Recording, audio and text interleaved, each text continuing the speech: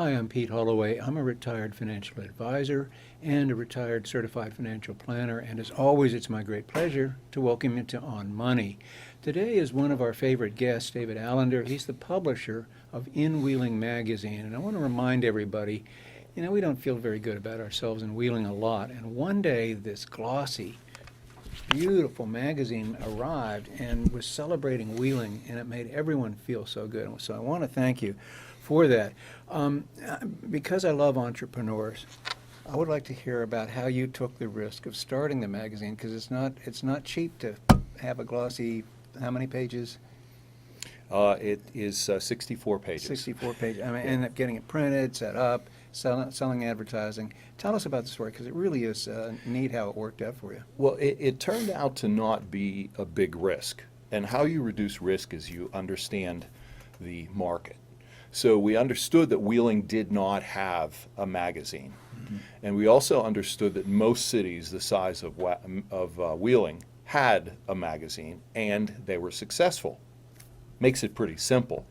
So it was a glaring hole, a glaring opportunity that needed to be filled. So that wasn't a big risk for us, because we said, and we sat down, looked at other publications and said, this is how many ads, this is what they charge, this is what it costs to produce. You do the numbers and you say, okay, this is viable, it will make some money. Okay, doesn't make a ton of money, but it's enough to be sustainable and to move forward and to do a good job, because you don't want to do things on a shoestring.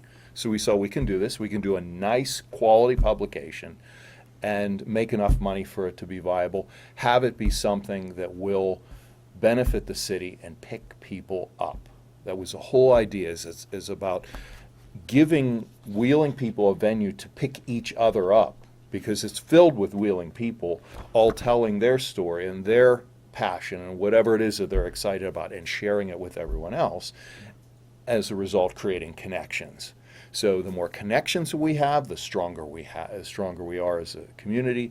Anything that comes our way, we can get through it, because people are connected, they work together, they help each other. People with good ideas, people step in to help. People looked at this magazine from day one and said, we're going to help you. We're going to take an ad out. And I guarantee you there's a lot of people in this magazine that advertise year after year after year. Plus you have advertisers not just from Wheeling. They see the benefit of it. Correct. Pittsburgh people from Pittsburgh are Pittsburgh people do it because they want to attract Wheeling customers, because they like them. Yeah. They listen to them. They're good customers. But there are a number of advertisers in this magazine that are here year after year after year, and they don't even look to see if they get a customer out of it, because they look broadly and say, I want to support this magazine because it supports a region, it supports business overall, supports the community overall, and then as a result benefits our business. Okay, so they right away, people in Wheeling looked much more broadly and said, yeah, I'll take an ad in that, because that's going to be good for us in the long run.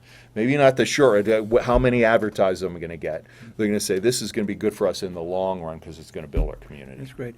Well, you've put out this magazine quarterly. What's the latest issue about? The latest issue is called Wheeling Adopts. Mm-hmm. Okay, so, and we have one back that we haven't covered on your show, but we'll cover, I think that's a good idea. You want to cover this one first? Sure. Okay, let's do that. So Wheeling Adopts. Why did we do this? We had a number of people coming to us saying, you have to cover adoption. I've adopted, I've been adopted, and it just, one after the next. We had, when you get 5 or 6 people coming to you saying, and this is a really cool story, you say, okay, let's do it. Do you want to help? And they said yes. So Joelle Connors, Murray, yes. I've known her for so long, I just Connors.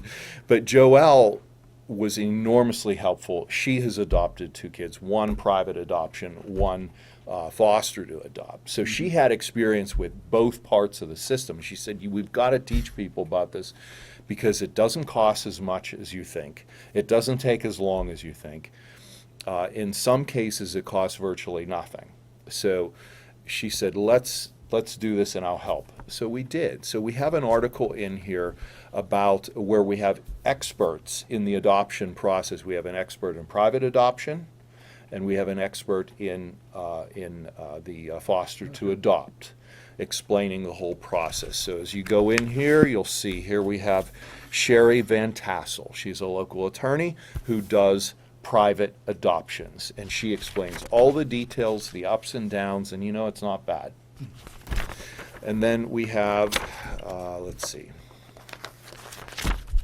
we flip a page back or two. There we go. We have Susan Harrison from CASA, who explains the foster to adopt process. And she also, very importantly, CASA provides advocates for children who are in the foster program, because the state requires that every child have an advocate. Unfortunately, they have 30 and they need 60 more. So anyone out there that is interested in, there's Fred Renshaller. He is a CSA or CASA volunteer.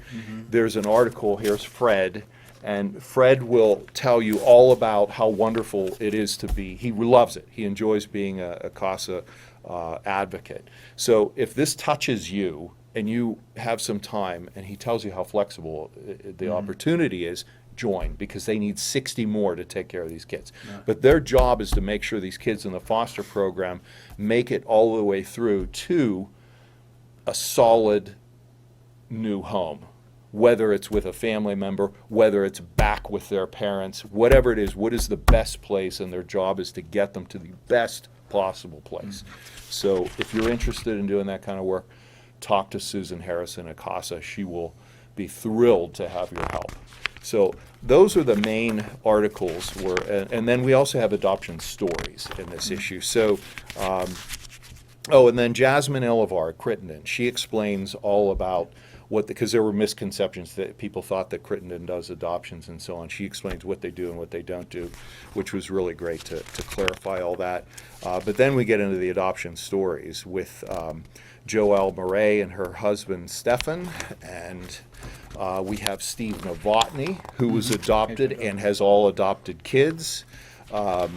We have, and it just goes on and on. The photos here are great because Erin Yeager Photography, she can capture, she knows the story. She creates photos all throughout her magazines that capture the story.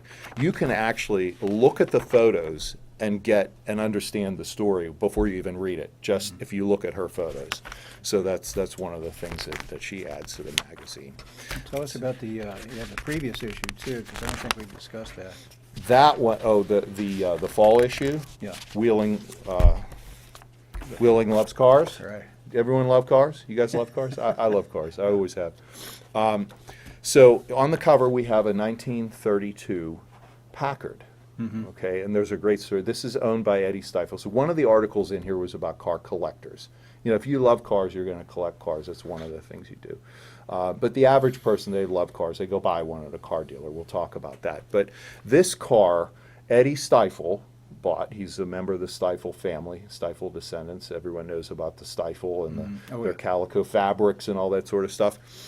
He bought this car. So his dad sent him off to college. He bought this car when he was at college because his dad would not let him take his Morris Minor, which is a little British sports car.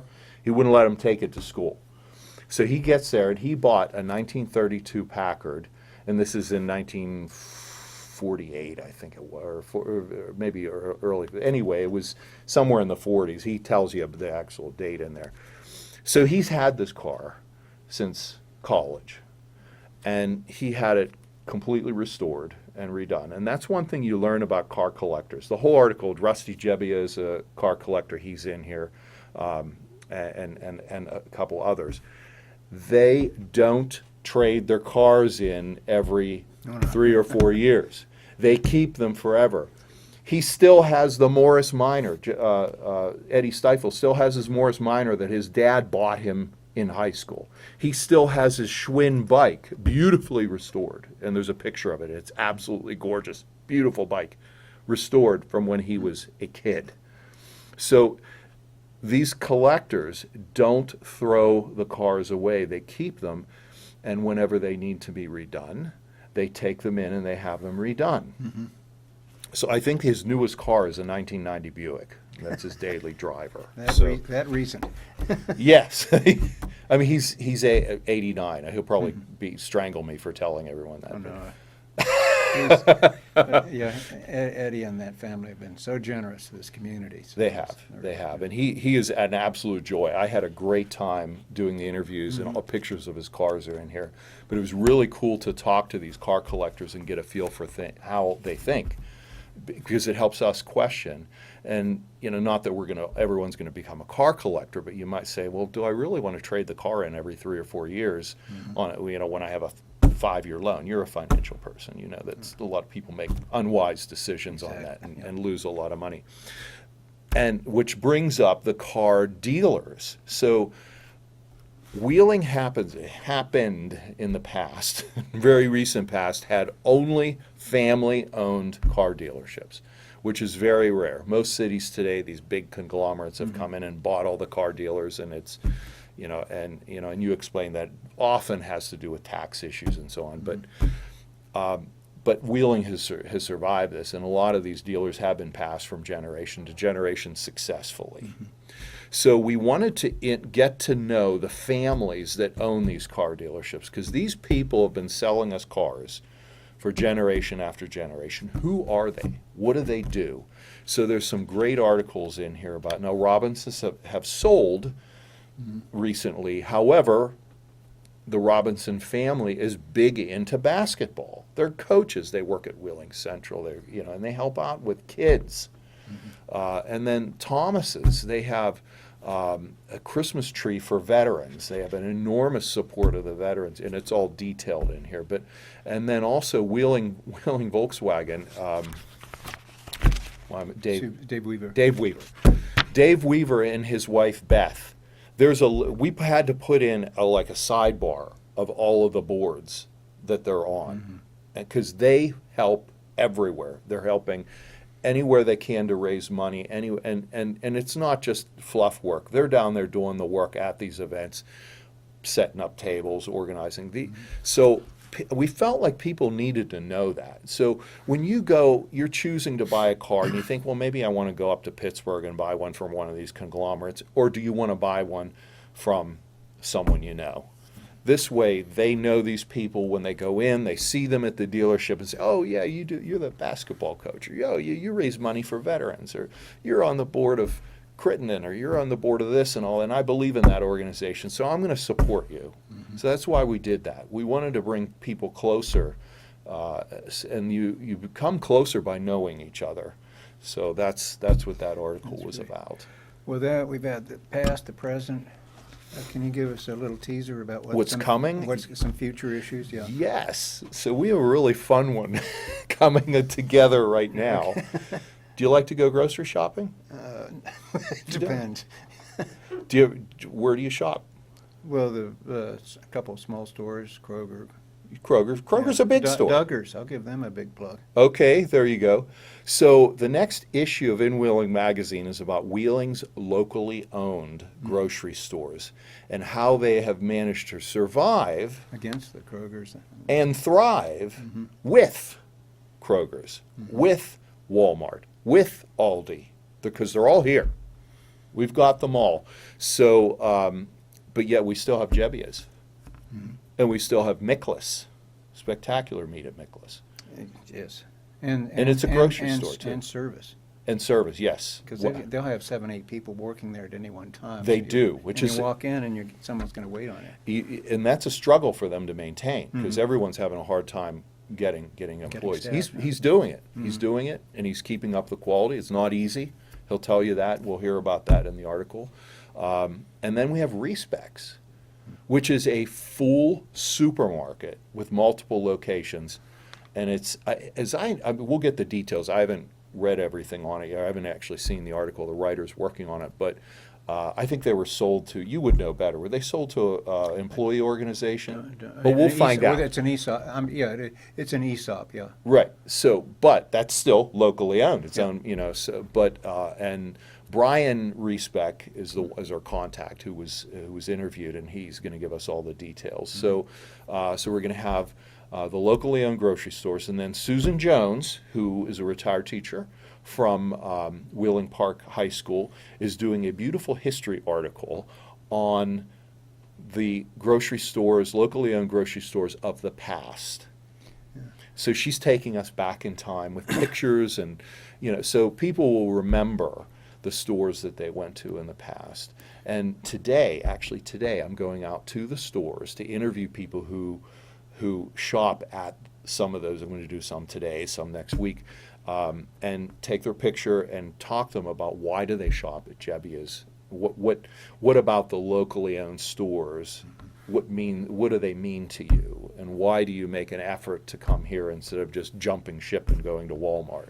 Well, a great deal of money was made in the late 19th and early 20th century in grocery stores because people from the east came over the Alleghenies with empty wagons because it was such a hassle to get over those mountains, got to Wheeling, which is the west, and then loaded up here.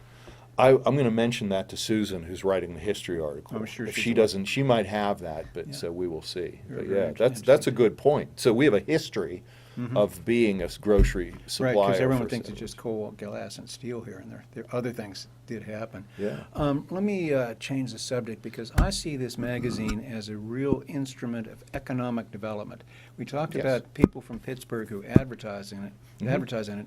You distribute this in Pittsburgh, We do, South Pittsburgh. which people are going to look in it and say, oh, maybe I'll come to Wheeling to visit a Gebbia's or They do. A good mansion, whatever. Yes. And again, this is is there any way you can estimate or have an idea of how much money this might bring into the area or people?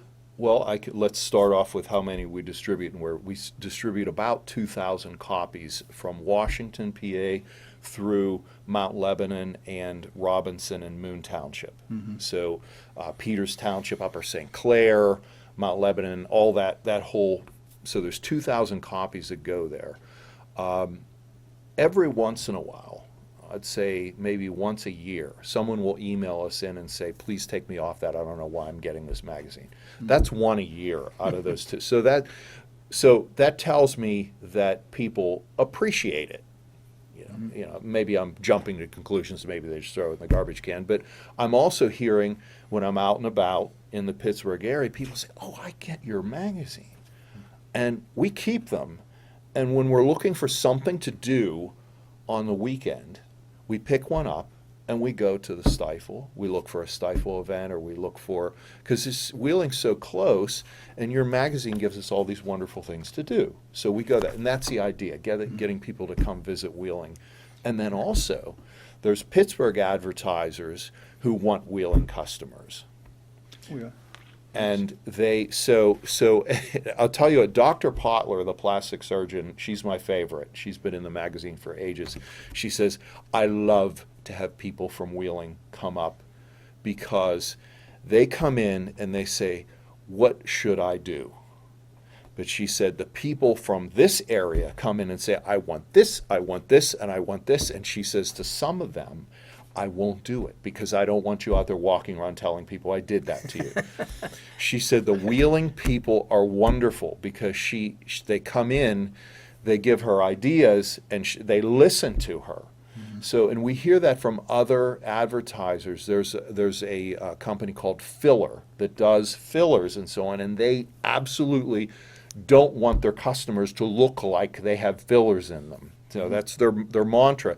The owner, Gino Busquet, is a emergency room doctor at Weirton Hospital, and he did his internship at Wheeling Hospital. So they love Wheeling customers to come in, and they have a new store in McMurray, so it's very close. And because they said same thing that Dr. Potler said, the people from Wheeling listen to them. They come in, they treat them, they respect them as an expert, and they said we can get them good results, and everyone's happy. So So that, and we see that frequently. There's, there's, you can walk into, like I walked into Louis Anthony Jewelers. Probably people familiar with them. And Veronica Garino, the wife of the owner, Lou, said, well, why should I advertise in Wheeling? I said, you know what, check your database and see, just put in 26003. And so she goes to her computer and she types it in. And she says, who is, and she starts reading off the list of the family, wealthy families in Wheeling. Who is this one? She's like, wow, these people spend a lot of money here. She said, I had no idea that and then she starts looking at the notes, good customer, love, and all this stuff on these people. And she said, yeah, okay, let's do it. And they did it for a good while. But now we have the local jeweler, the Jeweled Bird. So when I get a local, because I had no local jewelry stores for the longest time. So I said, okay, well, I'll open up, I'll let someone from outside. But then Sam Posen stepped up. He said, you know what? He said, I want to put an ad in the magazine because I think we can represent visually some of the beautiful things we're doing. We can put photos and stuff. And so I don't look for jewelry stores outside of Wheeling now. So, but yeah, it's been a fun journey. Yeah. Well, on that note, I want to thank you for what you've done, and both in terms of taking the risk, because there had to be some risk up front. You didn't know how it would turn out. Well, we wrote some big checks. And Yes.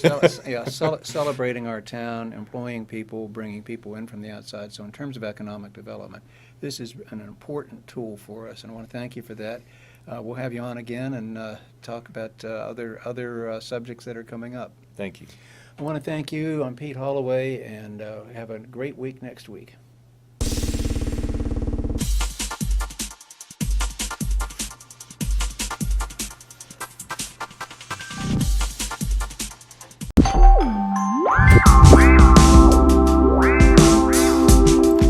Hi, my name is Oceana Smith. I'm a community arts major at West Liberty University, and today I'm going to show you what it's like to be in my program. So starting off today, we're going to go into my CEP practicum class. So what I would like us to do today is the creation of a button. So if you had to create your own button reflecting your practicum experience so far, what would it say and why? Some of the best parts of the program so far have been the friends that I made and the experiences we get to share both on and off of campus. Because it's a growing program, the community arts majors are very close-knit, as well as the entirety of the community education program. So it's great to be sharing these experiences with people that I call friends rather than just a classroom full of students. I would encourage others to consider community arts because you don't have to know what you want your future to look like at first. There is a lot of room to explore and grow in this program in order to find your perfect fit in terms of career path. It's designed to have flexibility and the ability to be tailored to your personal interests. And the coordinating director, Dr. Miriam Roth Douglas, is an amazing educator and passionate about the success of her students. My little pin just says creativity lives everywhere. At my practicum site at the Stifle Center, I've been really pushed to develop my creativity on my own. And then I just put some cute little decorations around it just because I felt like it. Now we're heading into my community empowerment and engagement class. We'll do a little warm-up, a brainstorm competition regarding some of the things we've worked on in our previous session. I would like to see which group is able to write down the most ideas and concepts in 90 seconds. So. The community arts program at West Liberty is based on a lot of problem and project-based learning. Rather than standard tests, we get to apply the information we learn in class to problems and projects in the community. Our most recent project has been with Grow Ohio Valley in downtown Wheeling. Their mission is focused around food security and food sovereignty, a problem that Wheeling has been struggling with for a long time. Our job this semester is to come up with possible community projects that can go into the 17th Street building that they recently purchased and are trying to transform it into some kind of community center that will really benefit downtown Wheeling and meet the needs that the Wheeling area has.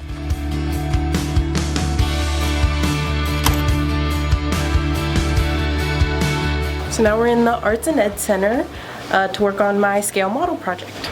On campus, we have the Center for Arts and Education. I think it's one of the best resources that we have here at West Liberty. It comes into play a lot in the community arts program, as you can imagine. The Center for Arts and Education is a makerspace that we have here on campus where you have access to sustainable found materials and creative elements to help craft projects. It's also a great area for creatives to go and work on their passion projects. In one of my CEP classes, we currently have a group project going on. We are working on a scale model for our proposed ideas to go into the 17th Street building at Grow Ohio Valley. For our project, we hope to create a space for locals selling product to connect with graphic designers in order to design and create packaging and branding for their products. And we also want to leave room to work in internship opportunities for West Liberty's VCD program.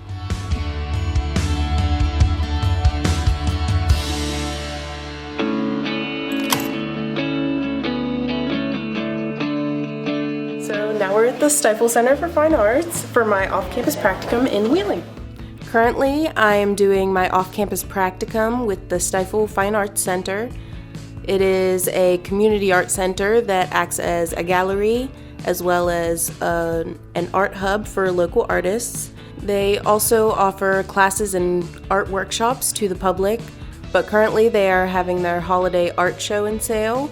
And it was a really great learning experience to be able to be involved in the setup of that. I chose this program because when I came to West Liberty, I didn't really have a clear picture of what I wanted to do, except that I love the arts and I wanted to be in a position where I could surround myself by the arts and other artists. When I finish my degree, I hope to work in some kind of community art center, a gallery, or an art museum. Ultimately somewhere that I can continue working on my craft as well. Thanks for checking out the Community Arts Program. For more information, go to our website.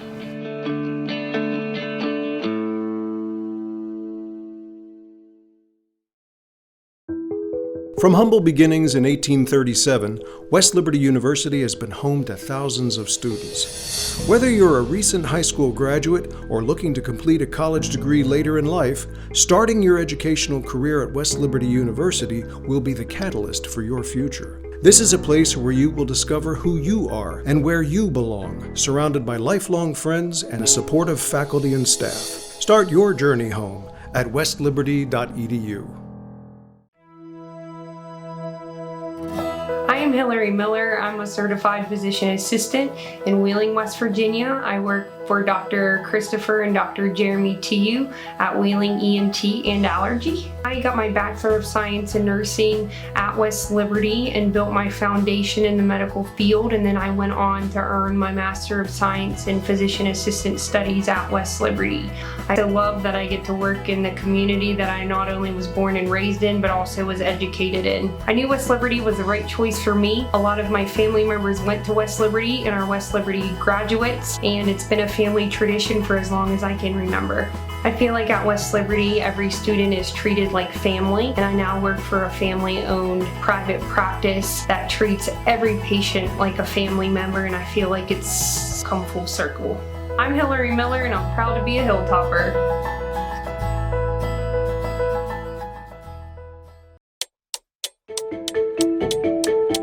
Hello, my name is J.R. Oliash. I'm a campus police officer here at West Liberty University. I've been employed here since 1988. The job entails multiple things. For lack of better words, we do the normal police procedures, patrol, check doors, but we interact a lot with the students. The reward factor for me has been I've made some very, very good friends over the years who I've kind of like watched them grow up through their college career and kept in touch with them. My whole career has been enjoyable. If you did a highlight reel, You know, there's the good, the bad, and the ugly parts of it, but mostly good. The people make West Liberty a special place. When I first started here back in the early 80s, they just made you feel very welcome. That's why I've stayed as long as I have, is because of the people.